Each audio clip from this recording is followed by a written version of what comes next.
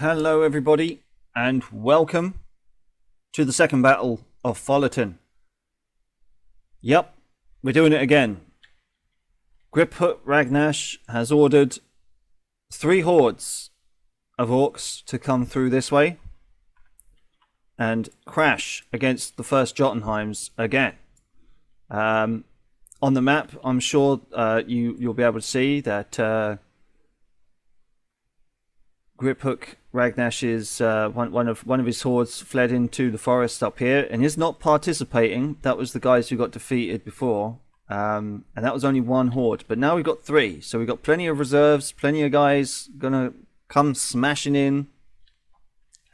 Also, we've got some Motch'Ikan militia, and riding to the rescue is the 25th Palace Leaf Cesars.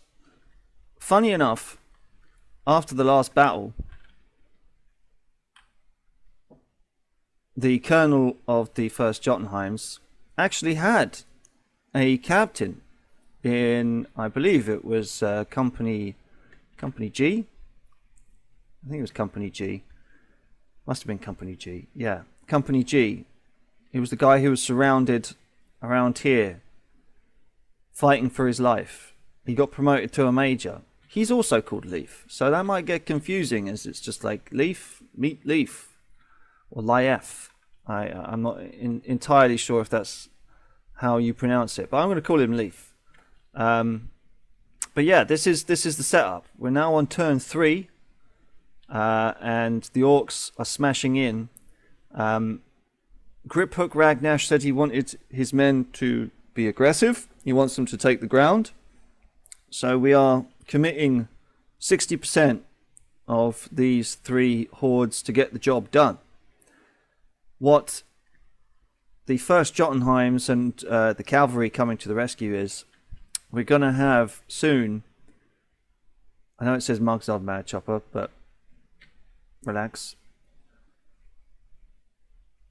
We're going to have Horde 4 coming through. Actually, that might confuse things. We're going to have Horde 4 coming through on this corner just as the cavalry arrive. And these guys are going to have boar cavalry. So it's going to be armored cavalry versus traditional cavalry in some kind of weird and wonderful battle. And also we're going to have some squiggoths coming through here in Eternal 2 as well. Give the first Jotunheim something to think about. Maybe they'll abandon their positions of digging in around here and maybe flee across the river. It's not a bad defensive position at the moment. They've got an excellent little redoubt up by Lowell's Orchard here. A whole company of guys have dug in and made a nice decent redoubt up in the north to stop the orcs from swinging around and enveloping them. But yeah, let's see how the battle rolls out. I'm going to say that heavy weapons have 5 squares in which they can shoot, and we'll be rolling the support values on them. And yeah, the orcs are just going to charge in. They do have some archers. They do have some more squigs. No more boar cavalry coming from this side, but they will be coming from the rear, and it will definitely be giving those guys something to think about. Okay, so we're processing orders for turn 3. The Jotunheims are content to stay behind their defenses. They've ordered the Motch'Ikan militia to guard the right, and they shall do. They shall form a musket line right down to the coast, and they'll have the support of 3 platoons of Company I. The Jotunheims have a bonus in support fire, so hopefully if the Motch'Ikans actually stand their ground, yeah, we're looking for 35 or below in order to pass shooting actions, and that they'll be shooting when the orcs get within two squares. Hopefully that'll be enough The Jotunheims, on the other hand, I think they're rolling at a 42 below. I think maybe a 47. I can't remember. I'll have to double check that. So the Jotunheims, on the other hand, are rolling at 46 and below in order to score a hit with their support actions. Shouldn't be too bad. We'll be rolling for each platoon as they fire, or maybe we might need to speed things up a bit. Yeah. So what we're going to do is we're going to have the squigs go straight in. So 1, 2, 3, 4, 5, 6, 7, 8, and they're going to run in against the Motch'Ikan militia, and then we're going to have 1, 2, 3, 4,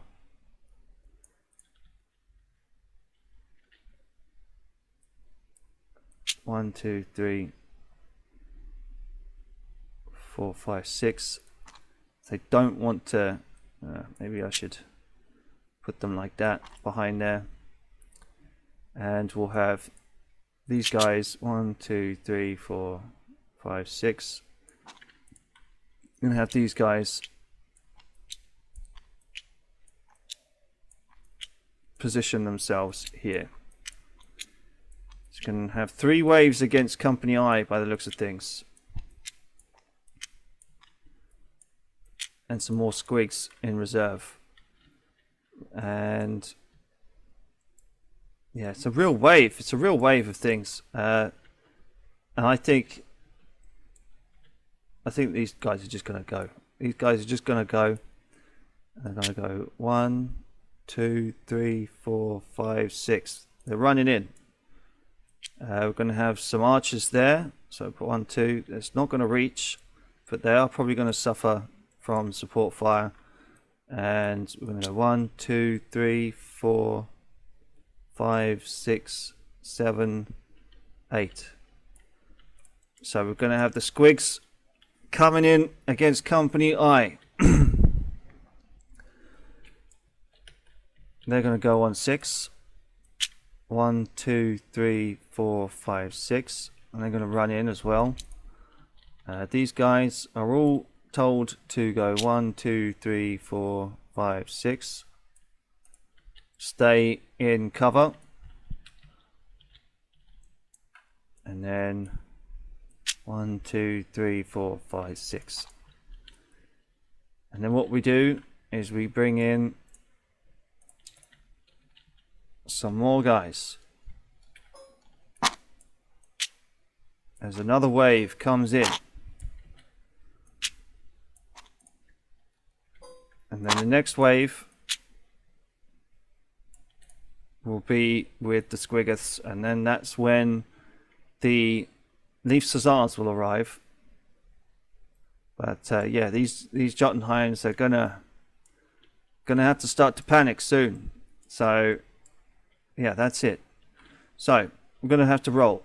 So out of range for the Motch'Ikans, but 1, 2, 3, 4, 5. They can get the front rows of these. So we're gonna have to roll 3 lots to try and get a hit on these squiggers with the support fire. 21. Right, that's a hit. Oh, we haven't got any bloody markers. There we go. So that one's got a 1 on it.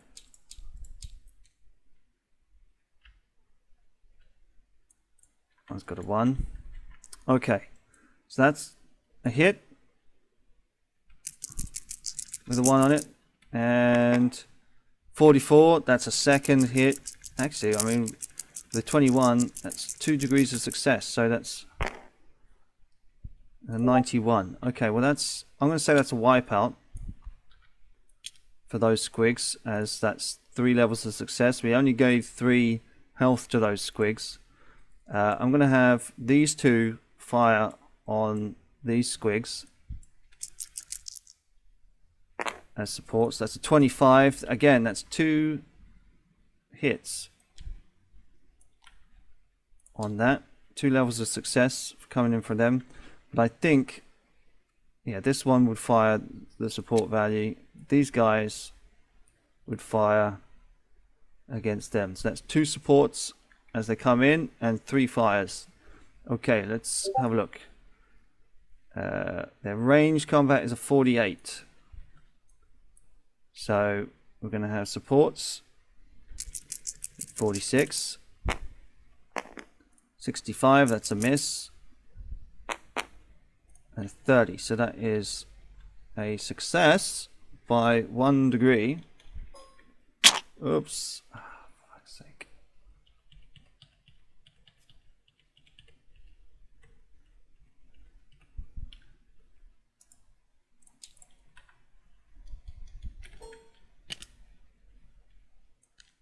So that, yeah, that's a hit. Is 1 plus 1. So yeah, that's 1 on the center. Right, and then we've got 3 rolls for these guys. So he's shooting him at a 30. That is almost 2 degrees of success, but we'll put it as 1. And again, got 60. That's a miss. And an 11. That's a goner. Squig's coming down fast. Right, and then we've got some fire along here. So we'll put, say 1, 2, 3. 1, 2, 3, 4, 5. Yeah, he's gone. 1, 2, 3. We'll say 1, 2, 3 on the front lines. On here, 48 or below. A 6. Wow. Okay.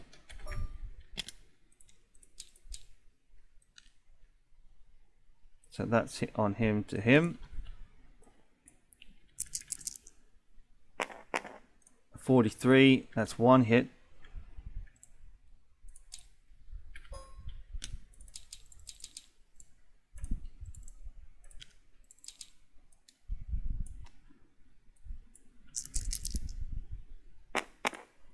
And a 43, that's another hit. Wow, holy shit. Good shooting. Probably from the support values as well, but 1, 2, yeah, so we're going to have these 2 do the supports for him. That's a 64 and a 91. That's a shame, but they're scoring hits. 1, 2, 3, 4, 5. That's support values from these 2. 48 on the button for a shoot, but a miss if it's a support value. That's a shame. And an 83. That's also a shame. But yeah, looks like turn. Print screen for that and give them the reports. Okay, we approach turn 4. Now, Company I, the captain, or the captain of Company I have said is reckless. And for recklessness, or doing a wise thing, or even an unwise thing, we have something called tactical initiative, which is kind of like a mean score, if you will, of combining fellowship and willpower. And the tactical initiative of the first Jotunheimers is 44. So in order to have Company I not be reckless and order an attack, we're going to have Company I captain roll on his tactical initiative. Now if he fails, maybe he just might stutter and stay where he is. But if it's a critical fail of like 2 or maybe even 3 failures of his combat initiative, he'll order an attack.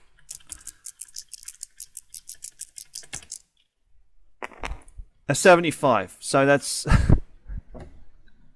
he orders an attack. Right.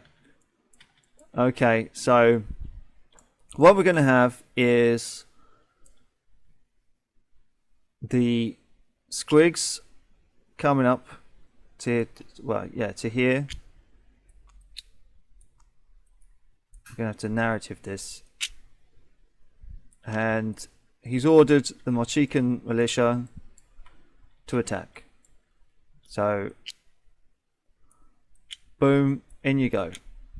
What we're going to do is probably going to fire first, and then they're going to charge. So that's what we'll do. These guys, they reach the line.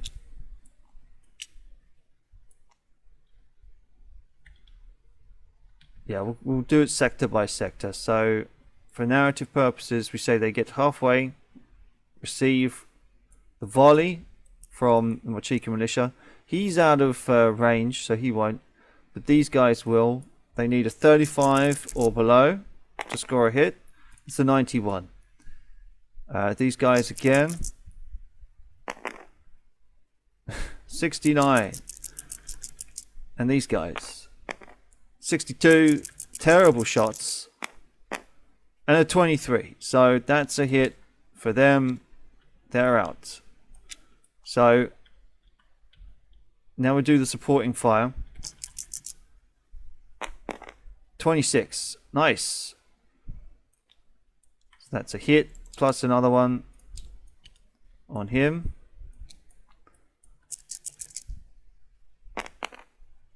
Oh, 619. So that looks to me like he's out. He's dead. And then the supporting fire on some of these grots. 87. Miss. Okay, so then the Motch'Ika rush forward. The squigs. Let me just check the squigs. Squigs need a 43 or below.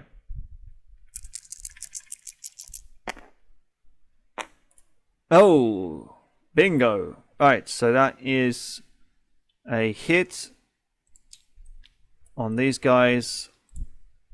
Everything is touches, so these guys are going to be touching as well. So we'll say that's it. A hit on the Motch'Ikan militia as Company I goes rushing forward and launches an attack of its own. What we'll do is we'll settle up the squigs over here. So do the squigs manage to reach it? It's an 81 by the looks of things. 31. Bam. Hit. So that's 2. No, that's not. That's 1. Just 1 on platoon 2. But they get to shoot back. So we'll do the supports first. Again. Although, no, we'll do the supports. That's a miss. Oh, we were doing the tens and the singles wrong, but okay. In future, we'll remember black is tens and white is units. We may have been calculating wrong, but never mind. What's done is done.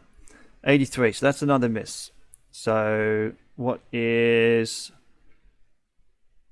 It's 48. So 48 or below for shooting. 94. Ooh, for platoon 4 of Company I. That's almost a terrible miss. 66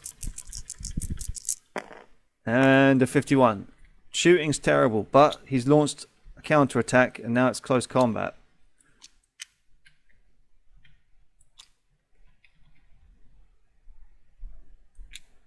We're going to have you sit behind them, and we're going to have you sit behind them. We're going to have you sit behind them. Okay, so they've moved forward by half. We're going to have a clash of grots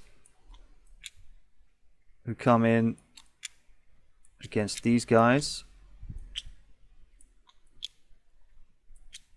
We're going to have maybe a shot as well.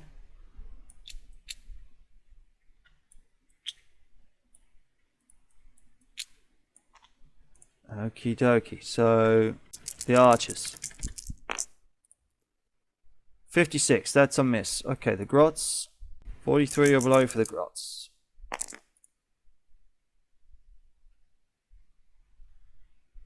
Actually, no, that's probably needs to get... No, because we're given the grots a minus 10, so that is 33. So they don't pass the grots. 66, that's no good again. An 80 for those grots. Oh dear. And 74. Okay, well, the Motch'Ikan militia is now engaged down by the beach. We are moving things forward 6. 1, 2, 3, 4, 5. We'll just put them there. They're going to be in close combat next turn. They're going to move up a slice. And here they come.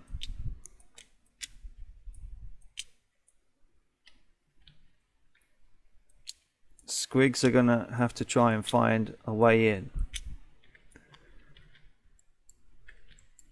Right. We're going to have these two do their support fire.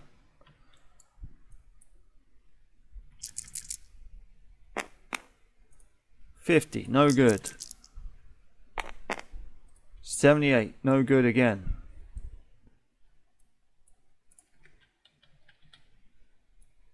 They move forward, 1, 2, into there, and then they have to receive fire from 1, 2, 3, 4. Front lines, okay. And it's 48 or below. 72, no good. 65, no good. A 2, bam. Unit gone. It's a critical pass. And then you going in. 69, miss. Right. So we're going to have you guys go against you,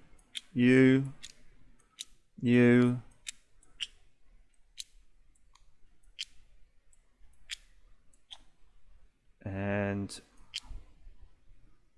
you.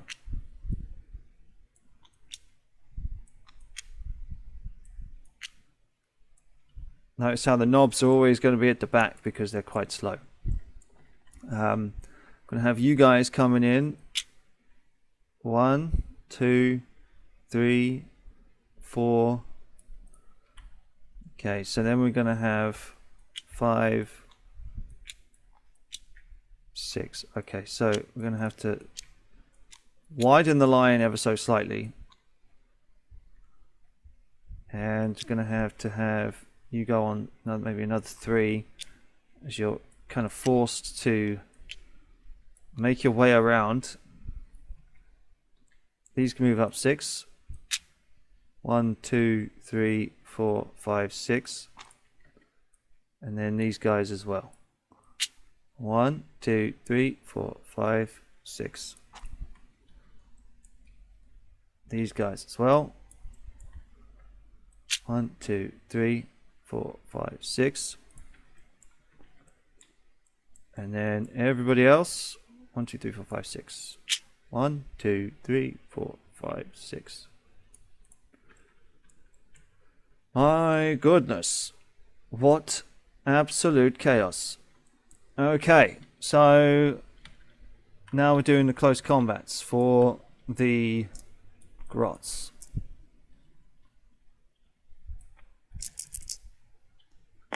$71, no good. You are at -4, so you're not going to do anything. So it's this guy. 11, so that is 2 hits. On company platoon 7, company E. And you're going to have to face off against him. That is a 96. That is a critical fail. He needs to roll on the fellowship. And he gets a 67. I think that's a fail. So he's going to have to go back to the back of the line. He's going to... so this is definitely hitting a 43. This guy.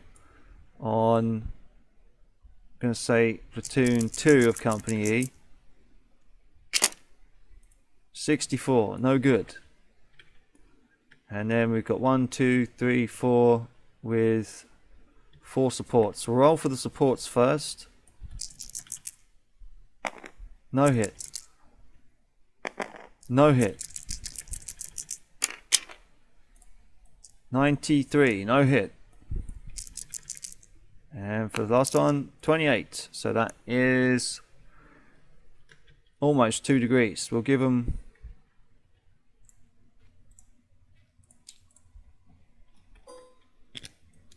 two hits on the grots. And then we've got fire. So we need to be at 48. You miss. You 38. That is a success. Plus a bit more. So it's you on him. Miss. You on him.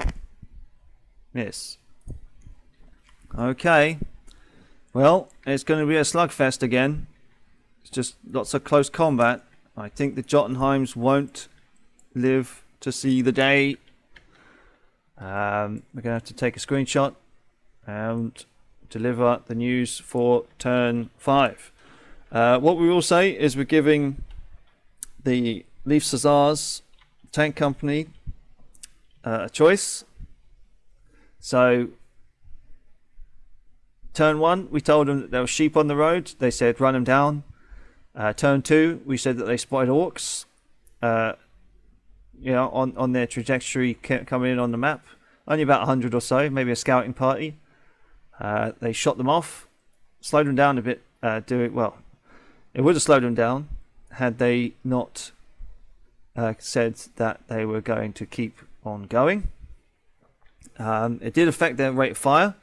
The scouts got away. It would be scouts from Horde number 4 over here, and we asked them whether they wanted to go through a roadblock down here that was actually made by fleeing refugees, or whether they wanted to go around the forest. Chose to go around the forest, so they're going to be coming on this edge of the table here, and we're going to ask them to set up as well as they can with their pieces, and we'll move on, and we'll give them a message, as because the Jotunheim HQ has called out for supports. Now, the Sisters of Steel have also lent a few Valkyries to give air support. They're going to be in the area soon. And the tanks, once they turn up, we're going to see what Leaf Cesars does to try and rescue the day. But as we move on, we're going to say that next turn the Squiggists come on, and it's going to be squeaky bum time for the Jotunheimers.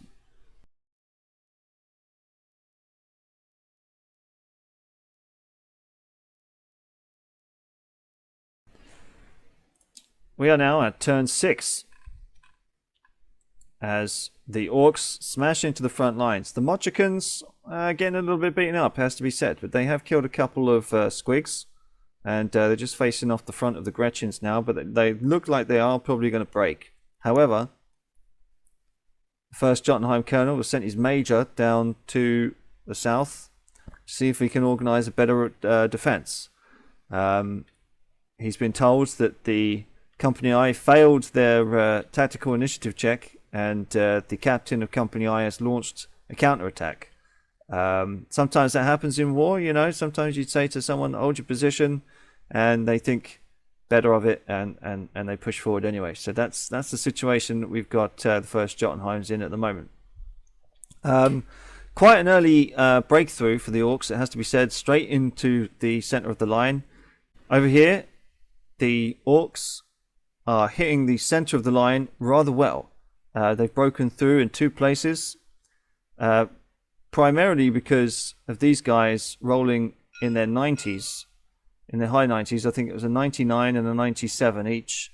So that means they automatically fall back and give ground. Although some of the Gretchens clambering over the barricades are suffering damage. We have these guys providing support fire, and it has worked. It is blunting them, but there's plenty more orcs behind them. We have the Squigs coming in from the north. They've been checked by the brave guys of Company C. Company E doesn't look that good, in that good a shape, though, to be honest. We're going to have tons of casualties, I'm sure. Company B, up in its redoubt, has checked the advance of the north. And now we bring on the Squiggoths, which will run amok as soon as they reach the enemy lines. Will the tanks from the 25th Hussars be able to help? There's 200 of them, so they should be. But up here, next turn, we're bringing on the surprise butt sex of the Orc Boar Riders. So they're probably going to be wanting to head onto the road and help their comrades in arms. But will it be enough? Will 200 tanks versus a couple of thousand Boar Riders and a few Squiggoths be enough? We'll see.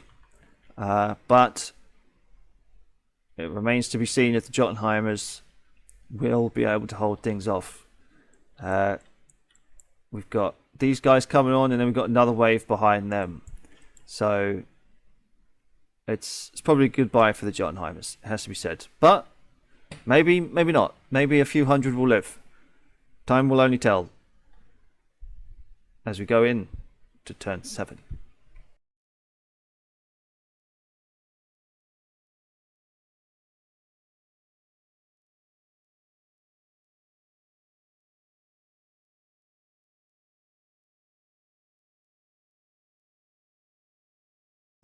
At turn 10, well, Jotunheims are holding the perimeter of those defences that they hastily put up. Some of it is a remnants of the first Battle of Folliton.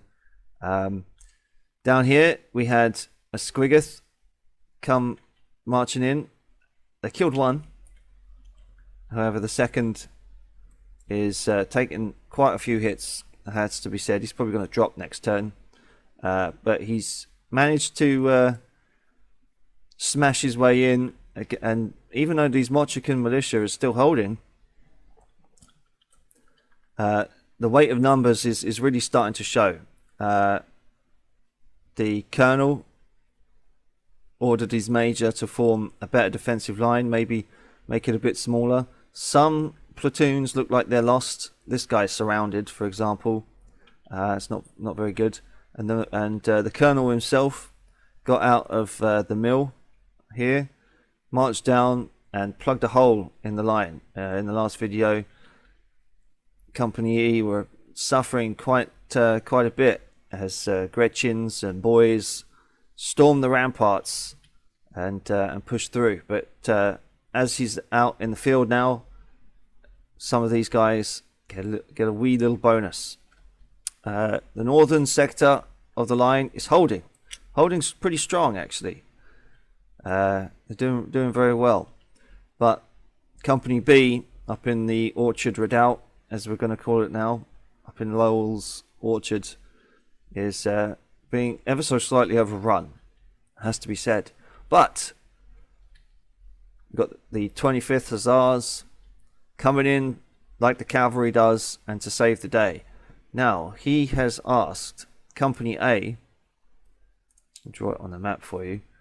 So Company A is these guys in front, so it's like this lot,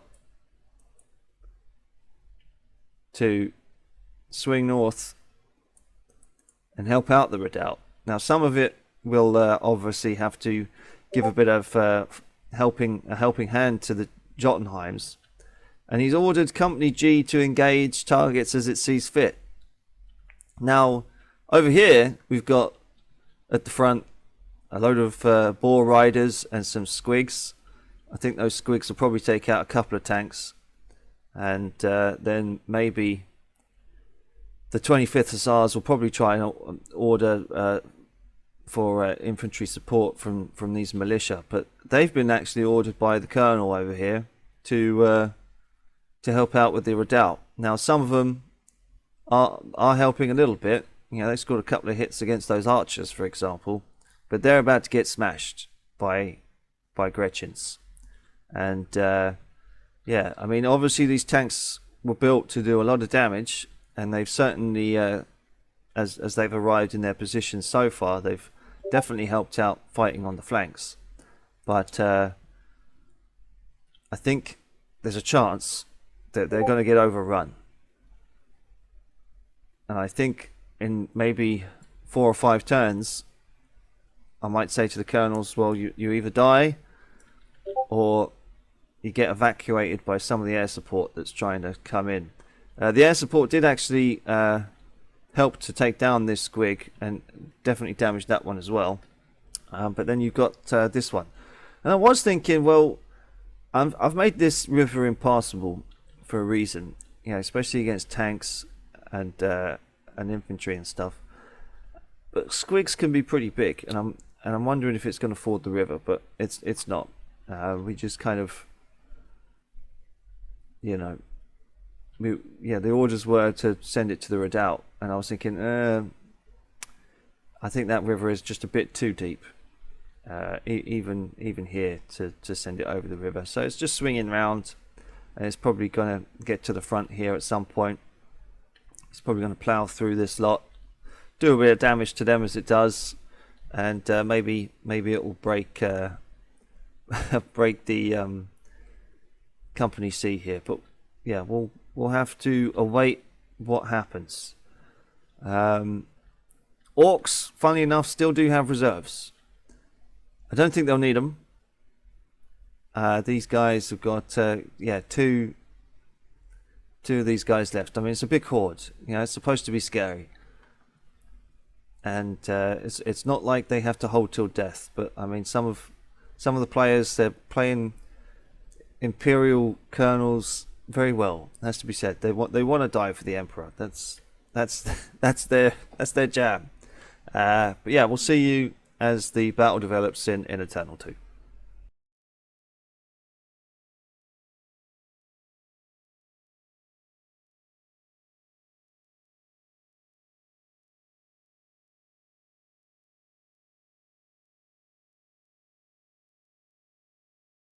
By game's end, after 14 turns, the board looks like this, and we had to make an executive decision. Over the last few turns, the air support that the Jotunheims were receiving got a command from the colonel from the Sisters of Steel, and basically offered to emergency evac some of the Jotunheims. The commander of the Jotunheims elected to take the injured first. 60% of those got out before the mill. I mean, that's pretty much where the casualties were being stored.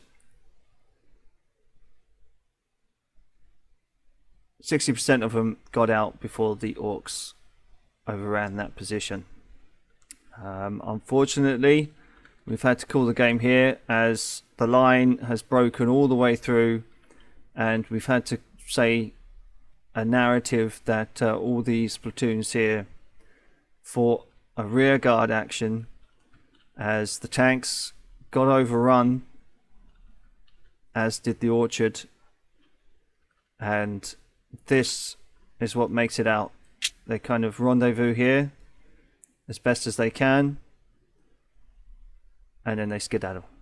They go down the coast while the rest of the orcs are busy attacking the town.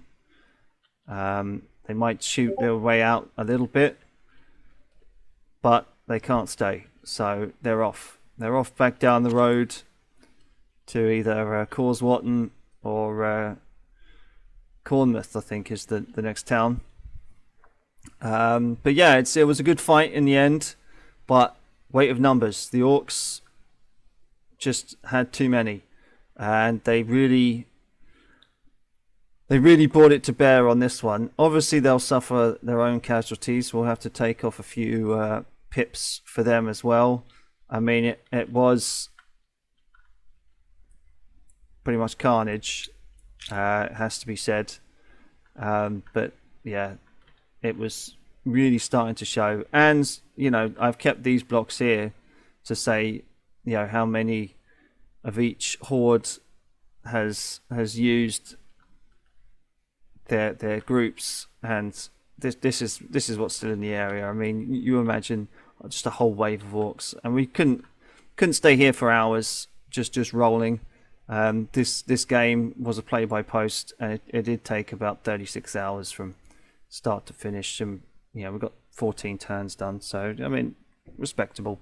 But yeah, not a great day for the Jotunheims or the 25th Hussars. We'll have to roll and see if they take some kind of fellowship penalty, as the 25th Hussars were supposed to be the cavalry, but they kind of got caught in a pincer movement, and without any infantry support, these tanks are soon overrun. Bad day for everyone except for the orcs. We'll see what they make of it, and we'll move on to the next turn. See you on the next one, ladies and gents.